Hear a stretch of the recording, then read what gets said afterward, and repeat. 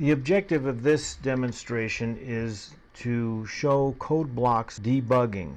What we'll want to do is set up our example 2_14. We want to put that into another window. So we'll call this program 2_14. And then we'll copy the file 2_14 into there.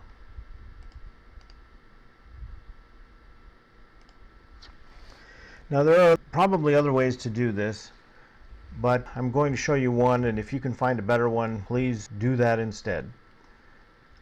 So if you right mouse click, we'll open this up. It opens up code blocks as we've seen before. Again, we'll get rid of the tips, and then we'll see that 2_14 is showing up here. The next thing to do is open a project as we've done in the past. So File, New, Project. We want a console project. We'll go ahead and continue with next. We'll take C++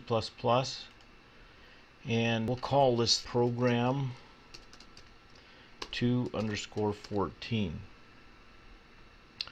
Now we're going to line up the folder with the folder that we've already got. We don't want to go down to program 2_14 because that will already be included. I'll show you that in a second. So we'll just select source code, press OK. Now we'll want to examine these paths here. So this is code blocks, chapter 2, source code. Okay, and that's good. And that follows this that we see in the Windows Explorer, code blocks, chapter 2, source code. Now it doesn't have the program 2_14, but look at this one. This is the resulting file name. Okay, so code blocks, chapter 4, source code. Now we see program 2_14, and then underneath that we're going to create a file called program 2_14.cbp, and that's what we want. And then this is the important stuff again, as we pointed out last time, the debug. We want that, and that'll allow us to step through the code. So we'll finish that, and we see all this directory structure set up over here. And then if we look in our folder, we see a main. We see the program 2_14.cbp that we were going to create. It's right where we expected it. Now if we do the twisty over here, we're going to see this main show up. Well, main, let's go ahead and double click that, and that shows up. There's our hello world program. Well, we don't care about that, so we're going to ignore that. We're actually going to get rid of it. But the important thing is that we got to get this file 2_14.cbp. we have to get that into our project, and that's as simple as right mouse click and then add file to active project. We want the debug information. We just press OK, and there it is. It shows up now. Now we can get rid of, we'll right mouse click on main. We don't want that, so we can actually remove that file from our project, and it's gone. So we have our project set up the way we'd like it now. Now if you look back in the folder here, main is still showing up, but it's not included in this file here, which kind of keeps track of all the files and the structure of the project. So let's keep an eye on both things. Let's go ahead and build now.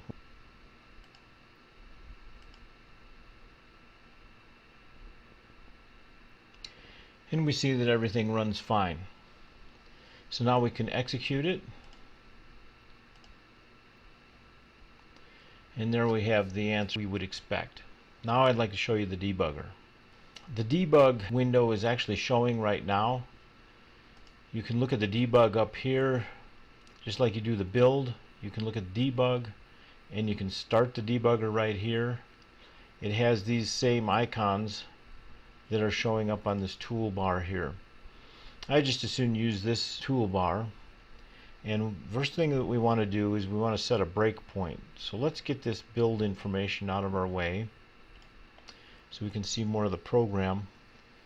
Let's put a breakpoint here, and all you do is left mouse click and a stop sign shows up, or a ball, depending if you can see whether that's round or octagonal. And then we just run the program and it'll stop at that point. Okay, we see that there's a little yellow arrow on the stop sign, meaning that code execution has stopped right there. If we look at the output window, that's over here,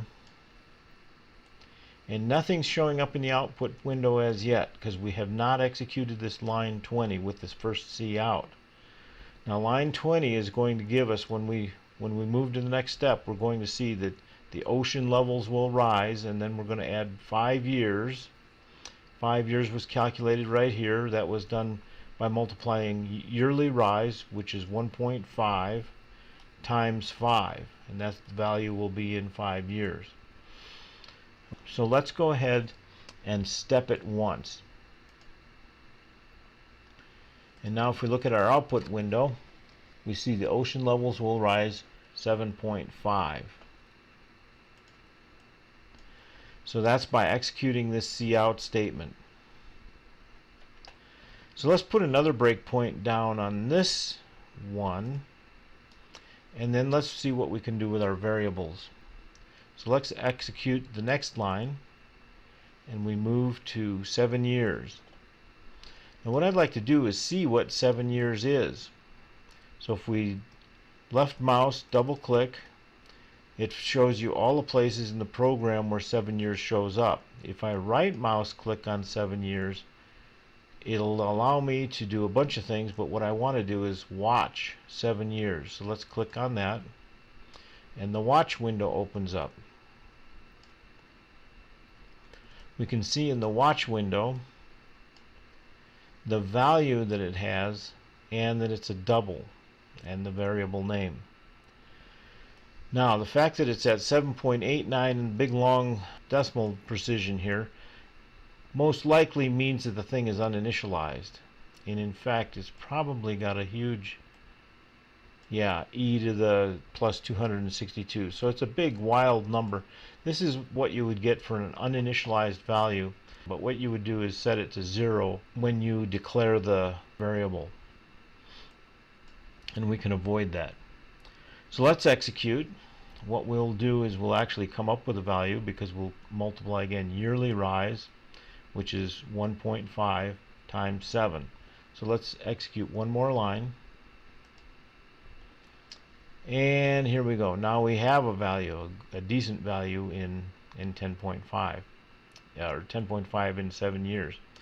Now you can see, look here, 10 years, which is the next variable there, it was not initialized and has a big huge number in it likewise. So let's do cout. We'll do the next cout here. This is the next instruction. We'll step, and then we see here, here's our ocean levels will rise, so 10.5.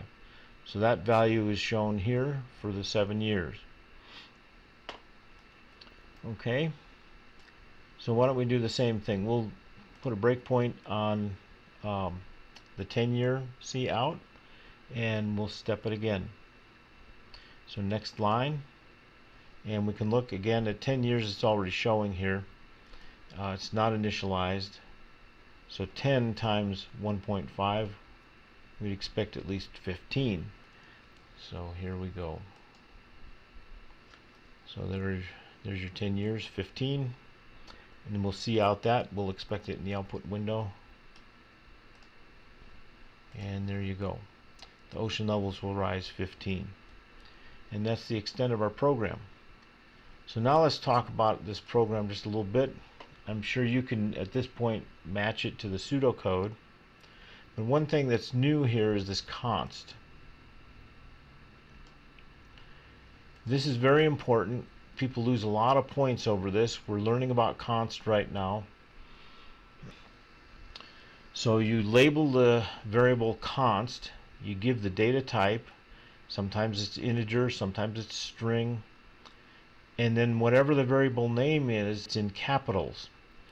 And if it's multiple words, you put underscores between the words, as opposed to a regular variable which uses camel case. So the first word is lowercase, the next word and all words past that start with uppercase.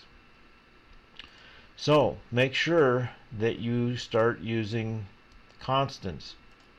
And in fact, this would get graded off. The fact there's a 5 in here and a 7 though, and a 10, those would be marked off as numeric constants in the code. So what we would want is to see more constants showing up here to hold the value 5, 7, and 10. And those would be, in this particular case, what? The number of years. So the final section of the chapter 2 talks about hand tracing a program. Don't bother. Do the debugger like this. It's a lot better. Professional programmers, if they get a chance, they'll prefer to use a debugger. You can see what the variables are doing. You don't have to set up a hand table and fill it in by pencil. This is the better way. So you're learning the best here.